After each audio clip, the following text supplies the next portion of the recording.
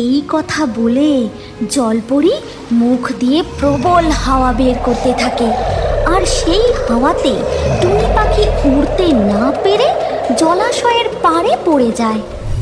জঙ্গলে বর্ষা প্রবেশ করতেই শুরু হয় প্রবল বৃষ্টি। এমনই একদিন টুনি পাখি খাবার খুঁজতে বেরোনোর সময় তার দুই বাচ্চাকে বলে, শোনো বাচ্চারা, আমি তোমাদের জন্য খাবার আনতে যাচ্ছি। বাইরে প্রচণ্ড বৃষ্টি হচ্ছে, তোমরা কিন্তু একদম বাইরে বেরোবে না, ঠিক আছে? আর মনি, তুমি ভাইয়ের খেয়াল রেখো, কেমন? ঠিক আছে মা, আমি ভাইয়ের খেয়াল রাখবো। এরপর টুনি বৃষ্টিতে উড়তে উড়তে খাবারের খোঁজে বেরিয়ে পড়ে। দিদি, বাইরে কি সুন্দর বৃষ্টি হচ্ছে, চল না আমরা একটু বাইরে গিয়ে দেখি। একদম না, বাইরে অনেক বিপদ আছে, মা আমাদের বাইরে বেরোতে বারণ করেছে। মনির ভাই তার কোনো কথা শোনে না।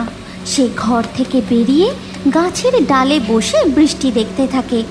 ঠিক তখনই জোরে একটা বাজ পড়ে। ভাই, তুই এখানে আয়, আমার কথা শোন, না হলে মা বকবে। বৃষ্টির বেগ আরও বাড়তে থাকে। তখন টুনি পাখি একটি গাছের ডালে আশ্রয় নেয় আর মনে মনে চিন্তা করতে থাকে, এখন আমি বাসায় ফিরবো কি করে? বাসায় যে বাচ্চারা একা আছে, তার উপরেই তুমুল ঝড় বৃষ্টি। ঠিক সেই সময় টুনি পাখির প্রতিবেশী মিনু কাক সেই দিক দিয়েই উড়ে যাচ্ছিল। সে টুনি পাখিকে দেখতে পেয়ে তার কাছে এসে বসে। টুনি, তুমি এখানে কি করছো? বাসায় ফেরোনি কেন?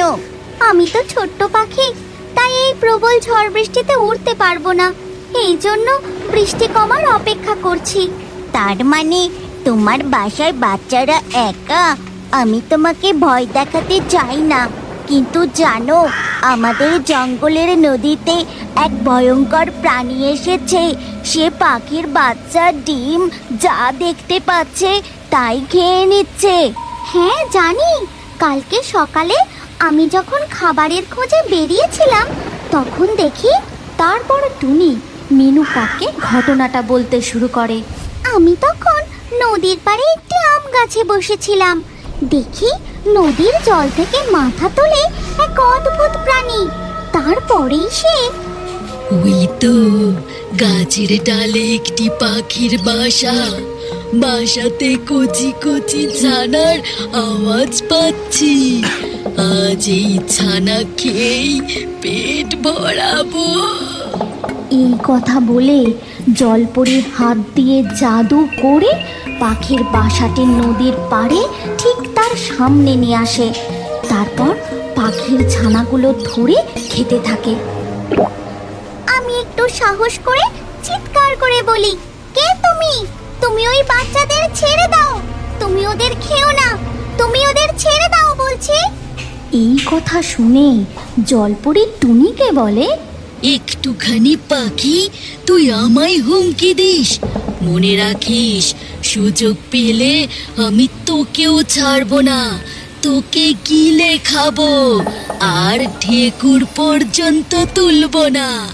এই কথা বলে জলপরি পাখির বাচ্চাগুলোকে খেয়ে নেয়।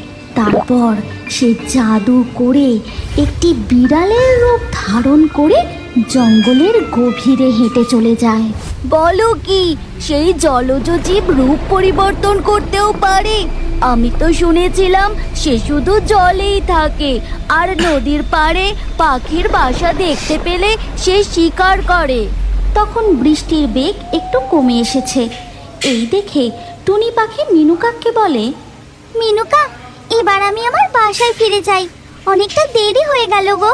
বাচ্চারা এখন কি করছে কি জানি। এই বলে টুনি পাখি উড়তে উড়তে তার বাসার দিকে যেতে থাকে। সে যখন এক জলাশয়ের কাছ দিয়ে উড়ে যাচ্ছিল তখন সেই জলাশয়ে ওই তো সেই টুনি পাখিটা।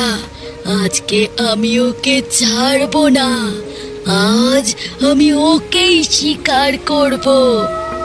এই কথা বলে জলপরি মুখ দিয়ে প্রবল হাওয়া বের করতে থাকে, আর সেই হাওয়াতে টুনি পাখি উড়তে না পেরে জলাশয়ের পাড়ে পড়ে যায়। কি টুনি পাখি, আমাকে খুব বড় বড় কথা বলেছিলিস না, আজ আমি তোকেই খাবো। তখন ছোট্ট টুনি মনে মনে এক ফন্দি আঁটে। তুমি আমাকে খাবে? তোমার সাহস কি করে হলো? আমি অন্য কারোর খাবার। সে আমাকে আগেই বলে রেখেছে যে সে আজ আমাকে খাবে। আর সে যদি এই কথা জানতে পারে, সে তোমাকে কাঁচা চিবিয়ে খাবে। এই জঙ্গলে আমার থেকে ছলনাময় শক্তিশালী আর কেউ নেই। কে তোকে খাবে? আমাকে তার কাছে নিয়ে চল, আমি আগে তাকেই শেষ করব, তারপর তোকে খাবো। ঠিক আছে, চলো তবে। জলাশয়ের জলপরি রূপ বদল করে বিড়ালের রূপ ধারণ করে। তারপর টুনি পাখির সাথে সেই ছদ্মবেশী বিড়াল গিয়ে পৌঁছায় এক গুহার সামনে। চুপ, এখানেই সে আছে।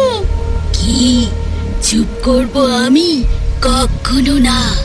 আমার থেকে শক্তিশালী কে আছিস গুহায়?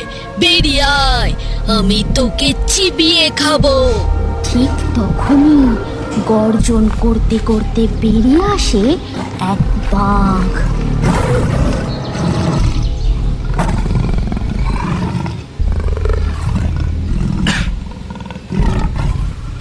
তাই নাকি? তুই আমায় খাবে? দাঁড়া, দেখাচ্ছি কে কাকে খায়। বাঘকে দেখে ছদ্মবেশী জলপরি বিড়াল ভয় পেয়ে পালাতে যাবে।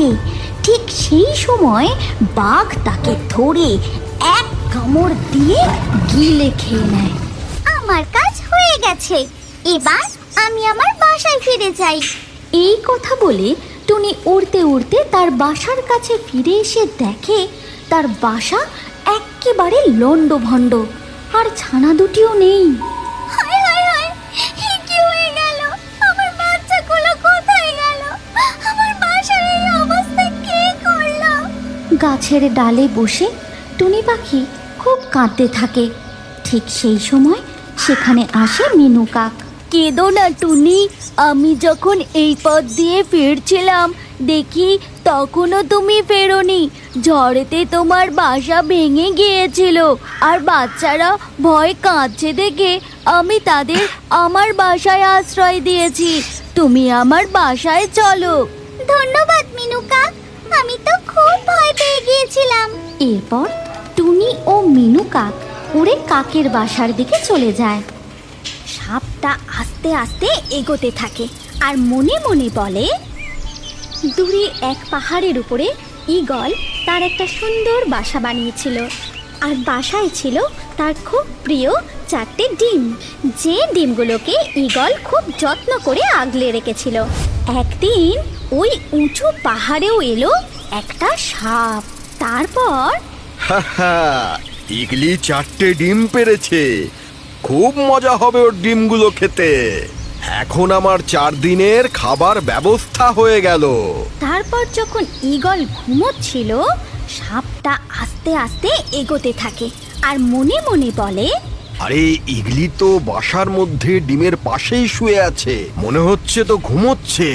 আমি চুপি চুপি গিয়ে একটা ডিম চুরি করে নিয়ে আসি। কিন্তু ঈগলি ঠিক তখনই উঠে পড়ে। খুনি, আরে এটা তো সাপ, নিশ্চয়ই আমার ডিমগুলোকে খেতে এসেছে। ওকে তো এক্ষুনি মজা দেখাচ্ছি। ওরে বাবা, ইগলি তো উঠে পড়েছে, এবার পালাতে হবে।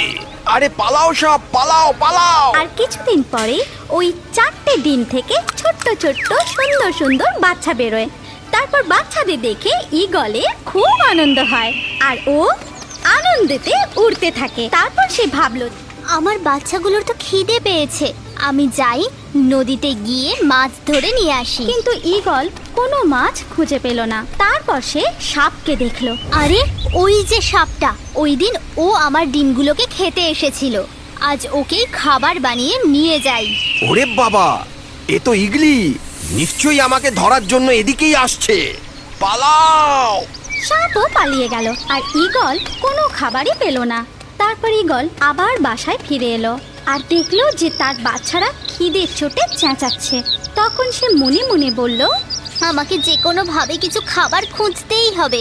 নয়তো আমার বাচ্চাগুলো খিদেতে মরেই যাবে। এই কথা বলে ঈগল আবারও খাবার খুঁজতে বেরিয়ে পড়ল। আর উড়তে উড়তে এদিক ওদিক দেখতে দেখতে তার চোখে পড়ল একটা ভেড়ার পাল। সঙ্গে সঙ্গে ঈগল সেই ভেড়ার পালের দিকে এগিয়ে যেতে লাগলো।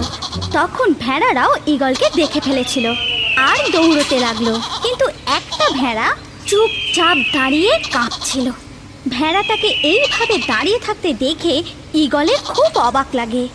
তখন সে আস্তে করে গিয়ে সেই ভেড়ার সামনে দাঁড়ায়। তখন সে দেখতে পায় যে ওই ভেড়াটা তখনই একটি সদ্যজাত ভেড়ার জন্ম দিয়েছে। ওই ছোট্ট ভেড়াটাকে দেখা মাত্রই ঈগল আর কিছু ভেবে ওঠার আগেই বাচ্চাটাকে পায়ে করে ধরে দূরে উড়ে চলে গেল আর সোজা গিয়ে বাসায় পৌঁছলো।